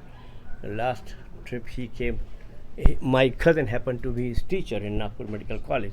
So he came and visited and so on. But the Punyani comes from a migrant family, but he writes so well, balanced. Most problem is we all have some prejudices. And some people go above the prejudices and they are more objective. That's one of the things we have to inculcate in all of us, our younger generations. So Yeah, just going aside about Bhangra. It's very popular in India and Pakistan. And my son, again, from Indian family, Indian parent, but when he was at Champagne, and even in UIC here, my other kids went to UIC. Indians and Pakistan, even not now, even 30 years back, they were working, they had joint programs and all that. That's what we need to do more and more. And in Champagne, they had the same thing. This is again, I'm talking, he graduated in 97, so it may have been 95, 96. They had a Bhangra combined. And he was the only one, he used to be athletic. So he did in Bhangra, people who are familiar, they flip, you know, completely, what you call somersault. And he was the only one who could do, so he did that. He's not too tall, he's maybe a couple of inches taller than me. And his partner in that was a Hindu Punjabi family's daughter, and we live only 2-3 houses apart, and even to this date, we call it Lawndale. We used to live on Lawndale Street, so it's called Lawndale family. They are connected. I'm going to come to this place for a wedding next month of her granddaughter, one of my friend. They were from Punjab, India. So what I'm saying is we have been connected. People have been connected. There are people very high up in India who went and visited, and they wrote articles, and they said, and they are like, you know, Indian Foreign Service and all that people I'm talking, and in a migrant family. He went. He said, wherever I go to Pakistan, when they find out I'm from India, they won't charge me anything. I'm buying something. No, you are my guest. I'm eating something. They say, no, you are my guest. So same thing. So I don't know. I don't want to go on and on, but the so my Bahu, my husband, my son's daughter is from a Pakistani family. They're from Lahore, but they come, they have children here. In Pakistan, I have been to Badshahi Mosque, and I'm so thrilled to see common wall with the Gurdwara in Pakistan. So yes, the bad times were there, but we have to remember, and we have to remember the history. I always say we can't be looking at the rear window all the time. You'll crash. You have to look at the rear window for a short time, but drive ahead. We have to always think way forward. What we're doing is the stories and all that is good to know, but then how do we learn a lesson? History to me is only one thing, to learn a lesson, whether it's my person or the country or the community. What do we learn from this? So way ahead, we avoid avoidance of the bad things and uniting, you know, under one humanity.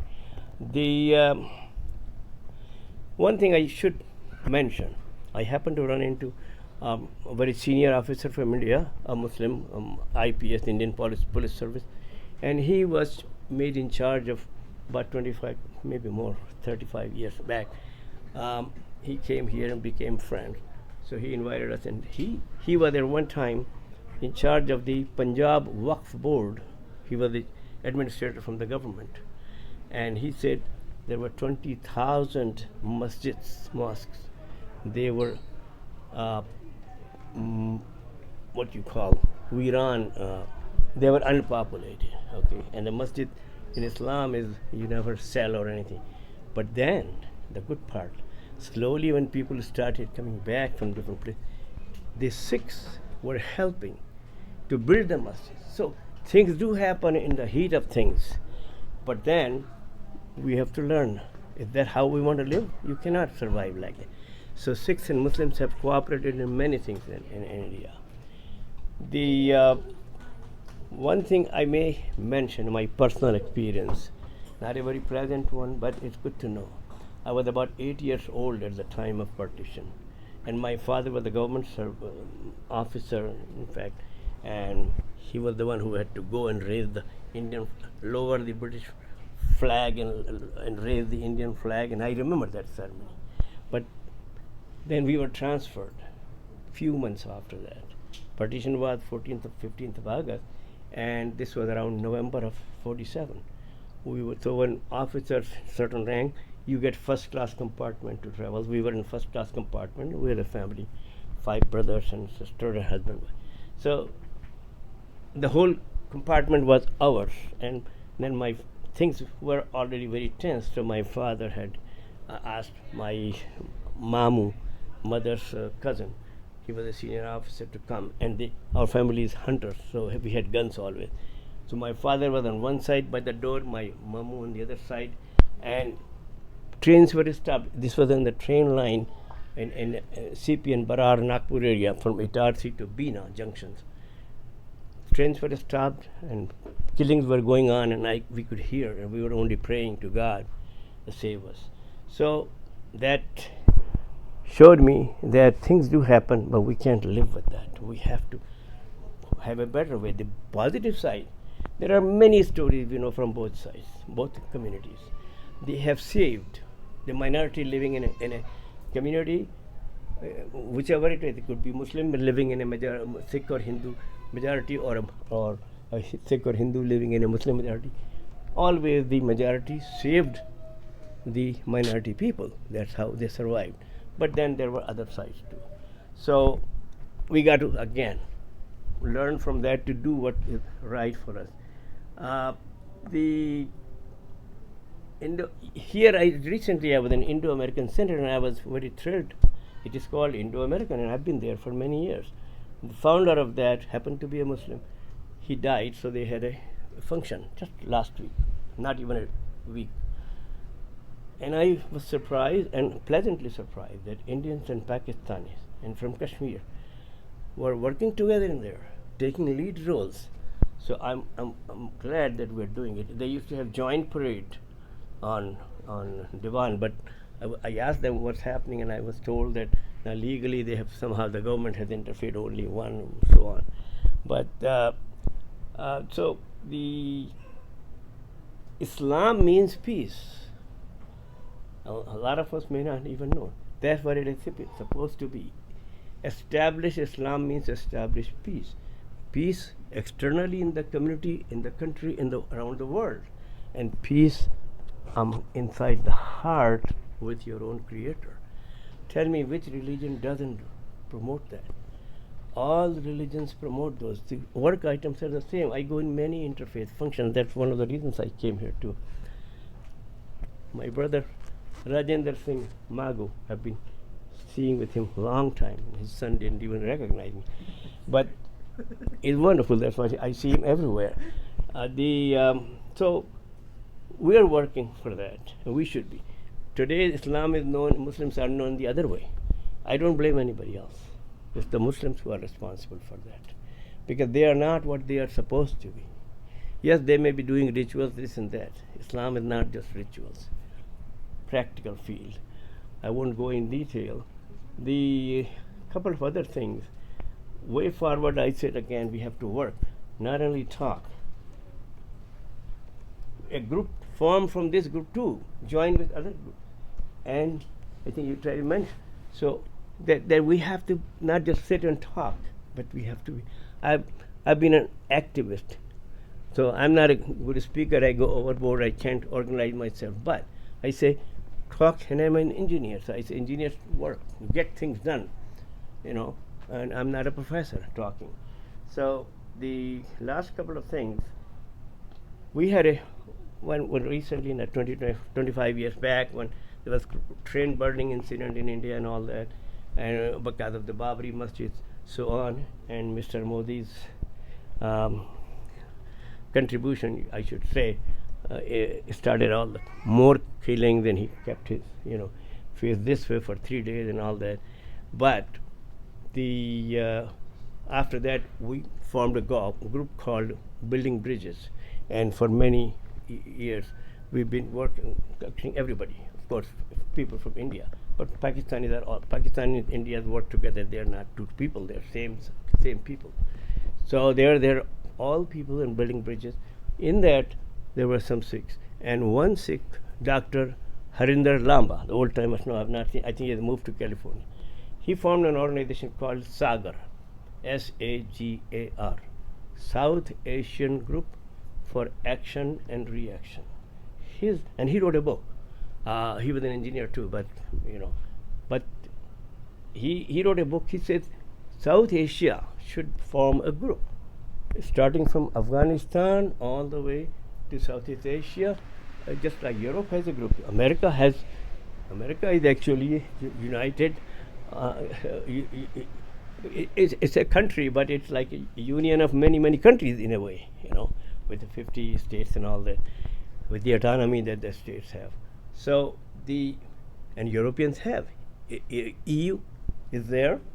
They work together, okay? But in some areas they have their own interests they have to watch, like we have seen lately too in what Trump is doing. What about the half of the world? Is China and India form half of the world. And when I say India, I mean the larger Indian subcontinent. Why not? Economic cooperation and everything. That's what they need. So he had a good idea. They have to work for it. And again, we have one world, one humanity, one. So we have to learn how to live together. Today, the world has become one global village, connected, so much. So we thought about it. Pulwama bombing, I'm sure everybody remembers, only 2019, 14th of February, my youngest brother's birthday, that's why I remember. We immediately got together, 4 or 5 of us, Indians, mostly Indians, and Hindus, and Parsi, and Sikh, 4 or 5 of us, and we formed a group called United for Peace. And we put together a delegation of about 7 from India, 7 from Pakistan. The next day, we took a memorandum to both the consul generals. There is a dispute, please do settle it on the table, not on the ground. So this time I told them we should do, before they could do anything, something had already happened, but luckily it did not go too far. So that's my last comment, United for Peace. Thank you very much. I'm sorry I've taken longer time.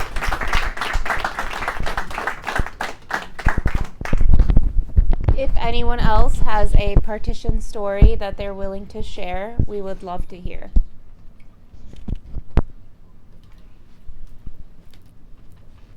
I suppose I can go. The Indian partition with Greek-Turkish population exchange be... Sure. It is a partition that was done by white people. Yeah, that's true. Oh, geez. And very similar dynamics. It reminds us all that after the partition, there are still scars and still vulnerable communities. My Yaya Vuganos, not my direct grandma, my great-grandma's sister-in-law, she was a Pontic Greek Muslim, and during the 1923 Greco-Turkish population exchange, all Orthodox within Anatolia were forced into Greece, and all Muslims in Greece were forced into Anatolia. Complicated situation because her family was ethnically Greek and she was Muslim, so she was left there. And obviously, that didn't diminish people's hatred towards Greek people and stuff in the former Ottoman Empire at the time. A lot of nationalism, hatred, stuff like that. And so in the 1930s, when her village was attacked, and she lost almost all of her family, her household went from 13 to just her and her 2 siblings by the time they got to Crete. And then on Crete, because the modern nation state of Greece had been sort of formed by kicking out its Muslim population and denying their own Greekness, literally labeling them Turks, despite the fact that they've been on the land of Crete for as long as the rest of us. When she got there, she just faced violence and was forced from her own faith. So no matter what, she always suffered. And my question, why I asked that, of how do we fight for the right to return, is that she never got to return to her Pontic village, or Palikani, in the Pontus region. And now the current president of Turkey, Erdogan, he's from that region. So I very much one day would like to go back there, and do a little pilgrimage. But that's a dangerous area to go in for many nationalist reasons. And it's very unfortunate because she was so brave. I mean, she survived that. She survived the Nazi occupation. She survived the fascist Metaxas government. She survived a Greek military junta, a civil war, and one of her children being killed during the Turkish invasion of Cyprus, and all of that. And she still, whenever I was on phone calls with her, was just an amazingly positive human being, and taught me to treat every single creature with kindness and love and respect. And she was so excited and cheerful no matter what, especially even when I was a little kid. I'd get grumpy and stuff. Oh, I wanted to get McDonald's or something, and my parents did. I'm upset. And she'd be like, oh, come here, and just calm me down. And yeah, it's unfortunate that you could do that and still never get the rate of return for you. So it's difficult, and I think I'm just trying my best to do exactly that. Try to remember their stories and try to connect it with others. Because when I hear the partition stories from everybody else here, it sounds like I'm talking to my Hayavuganos again, but in person. So yeah.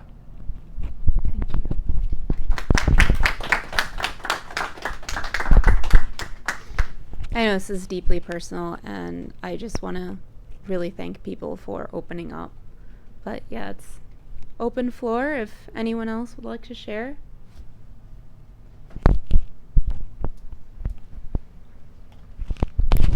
Hey guys, I'm Michael. It's not exactly like a partition story, like population transfer. It's more like, but it's still like kind of like a refugee story. Pretty much like my great grandfather was born in Jamaica, moved to Cuba when he was 12. Well, when he was 6, trying for the opportunity. But then at the same time, our favorite wonderful president at the time, Teddy Roosevelt, decided to make a name for himself. And he did that by invading Cuba, and when Cuba was taken over by his imperialist Rough Riders, like they're so masculine by burning down Cuban villages and forcing little kids to work in plantations for their American capitalist overlords. My great grandfather was 6 when that happened, if not 7. And when America took it over, all its capitalist ghouls and goblins decided to make its new home in Cuba. Like when Teddy Roosevelt was like, don't do exploitation in America, do it in Cuba. So he was like 7 or 8 when he was put to work with banana and sugar plantations, and sugar cultivating is very dangerous because like how they grow, so like blades almost, like it's almost like you're trying to fight, like use a knife to fight a knife essentially. Like you will literally, if you're not careful, that's why even modern day you have to wear like armor pads, like as if you're going to war almost. Because you're not careful, that will like chop your legs off like you've seen those video games. And I can't say that for sure because he was dead by the time I could talk to him. I wasn't existed yet.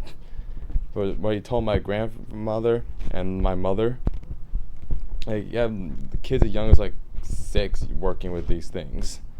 And he's seen his own family and friends get like their limbs chopped off or to burn vats and like heat stroke. And he was young, but he wasn't stupid essentially. So he took what little money he can, and he literally, I'm not kidding, he stowed away on a cargo freighter. I'm not sure how he did it, but he managed to sneak into a cargo freighter and make his way to New Orleans undocumented. That's why I really hate all Christy Nomo. We need to kick them all out. We need to America. I'm like, shut your goofy ass up. So, and when he left Cuba, he never saw his family or his friends ever again. Because if he knew if he were ever to return to Cuba, he would stick him right back in that plantation. So he left for exploitation. He didn't get exploited. And so that's kind of that's kind of how I came along. He met my grandmother great grandmother who by the time slavery ended, she couldn't barely find a job. And so they met and had my grandma, and my grandma's an anchor baby. And that's how your lovely Michael Ingram came into the picture.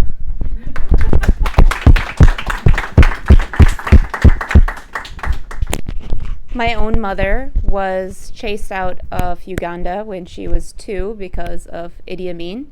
And then Kenya, where our family is from, closed its borders to Ugandan refugees.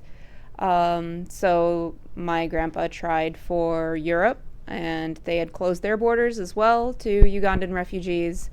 But they went to a refugee camp, finally got placed in Texas. Houston took them because my grandfather was a tech and they could use some tech jobs.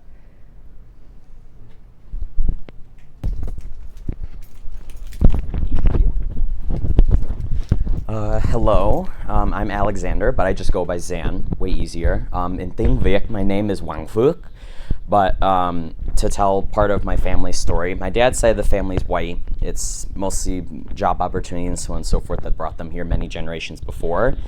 More of an actual partition story to tell was from my mom's side of the family, which is Vietnamese Chinese. So starting first with my grandpa, he was born in 1924. He is 101 years old today, and he's still around. So still holding on, and he still loves to tell his story wherever he can. So I'm trying to share on his behalf to this front. He was born in, I don't know how they've changed the provinces now, but it'd be Guangdong or Guangxi, China, at this point in time, to Cantonese family and Vietnamese family.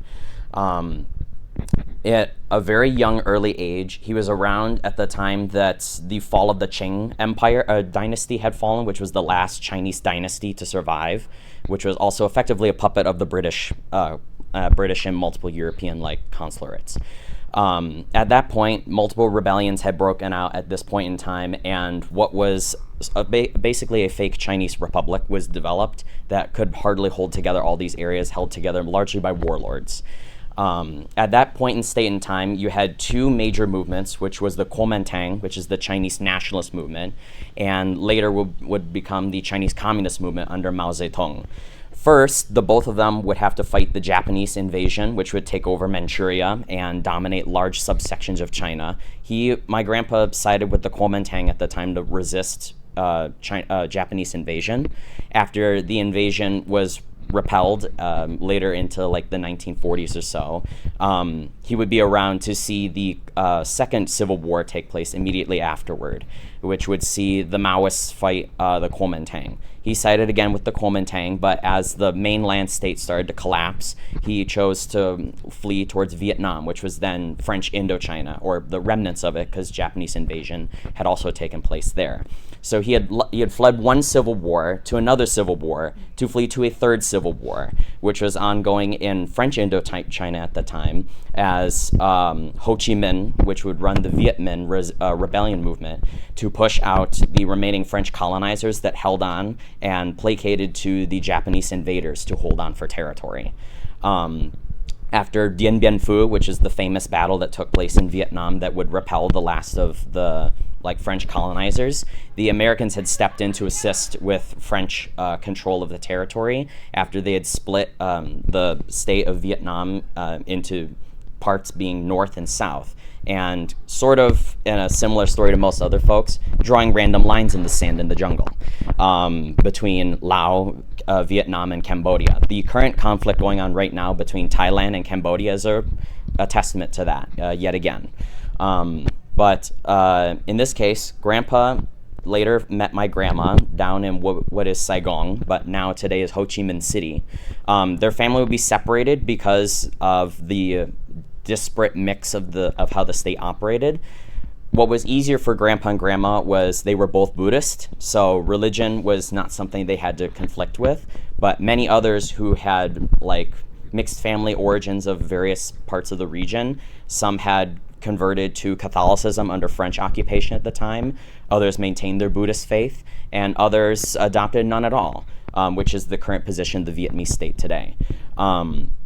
After ongoing conflict would spur between North Vietnam and South Vietnam as they were hoping to unify the state under one or the other power. South Vietnam was then held under Ngo Duc Diem, who is the military dictator which the Americans and French had duly put up and was seeking to persecute all Buddhists in a majority Buddhist country, which is ridiculous. He would later die, and his wife would steal the entire South Vietnamese treasury and flee to France. She has 4 mansions that still exist today, which are cast down to most of her offspring, which are still exiles to the state of Vietnam today. But after Diem would fall, his regime would collapse into various different broken states within South Vietnam. And obviously, from the American side of the story, they could no longer hide the ongoing massacres and great war crimes that were taking place. Eventually, when the Americans had pulled out in 73, by 75, the South Vietnamese regime could no longer hold itself together and collapsed. Grandpa and Grandma at this time had to move between these different spaces. Grandma was subjected to seeing many of the hamlets around Nha Trang and Da Nang, which saw a lot of the major fighting between the Viet Cong and a lot of American forces, meaning she saw many of the open massacres, including what happened in My Lai, which was 20 miles from her. So she could have been a victim of one of the greatest American atrocities of Vietnam, but they were able to escape. Grandpa was in Saigon at the time, out in a village town, sort of like a boat city. He worked as a stonemason, then on the marina as a boat maker. Many of the property there was being expropriated by the South Vietnamese state, but he got to see a lot of the Buddhist persecution by the then Diem regime, and kind of the constant protests and fighting and so on and so forth that would break out within Saigon itself. Eventually, they had decided they needed to pull their family together and start fleeing, but because of how a lot of the processes for that all worked was very bureaucratic and was split between American, French, and South Vietnamese interests, and they had to deal with many bribery issues. They had to try and send my mom and her 9 other siblings to various other countries all across the region and all meet up again somewhere. They chose that somewhere to be America. I don't know Grandma's side of the story. Sadly, she had passed. She didn't tell me which part of the world that she had flown to with her kids then, but Grandpa had gone with 4 of the children to Indonesia, which was then under another military junta as well, which was Western occupied and controlled. They all fled from there to eventually arrive in San Diego in California.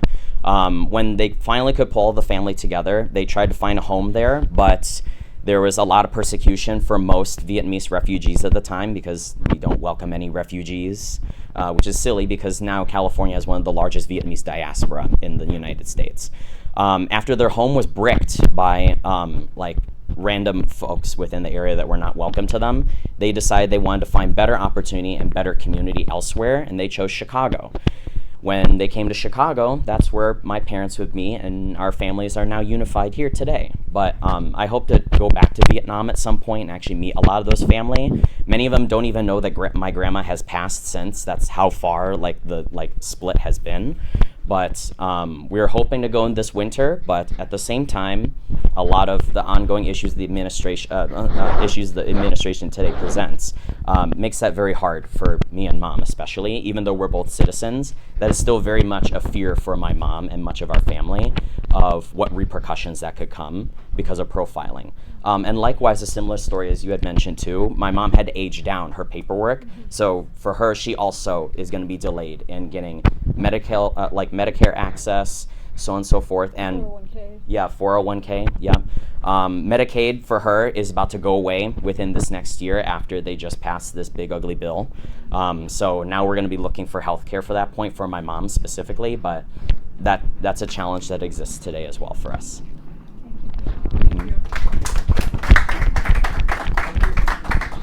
So our next event will be Just for 1 second, I'd like to recognize the president of Gurdwara Security Society, Jairam Singh Kalom. He happens to be here, so he was just going to leave. So I expect that.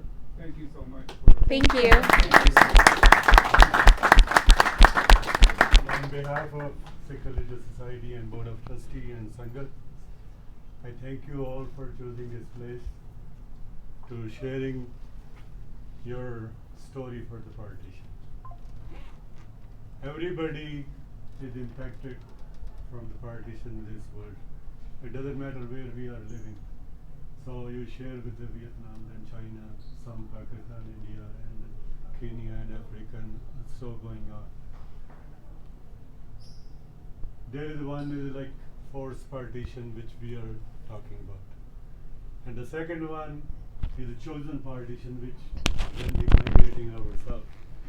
Especially when you spend the big chunk of your lifetime in a place, but for some reason you have to move, either for your better future or otherwise, but you still have your heart still is for that place where you are born.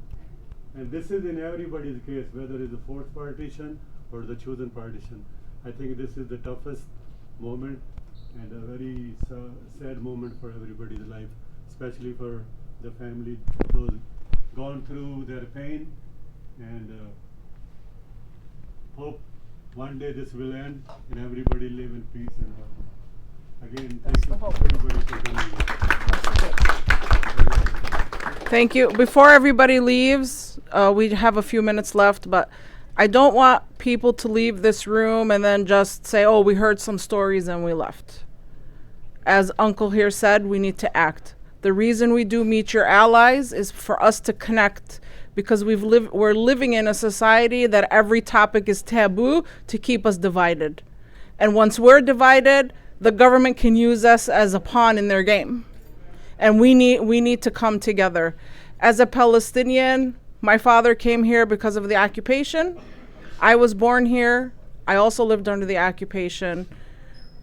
We need to stop these divisions because they've pinned Muslim against Jew, Muslim against Sikh, Muslim against Hindu, and that's not the case here. This is the government just wanting to divide us, and this is why we created Meet Your Allies. We want all of us to know each other's story. This is why we have just regular people telling their stories. We don't bring in experts.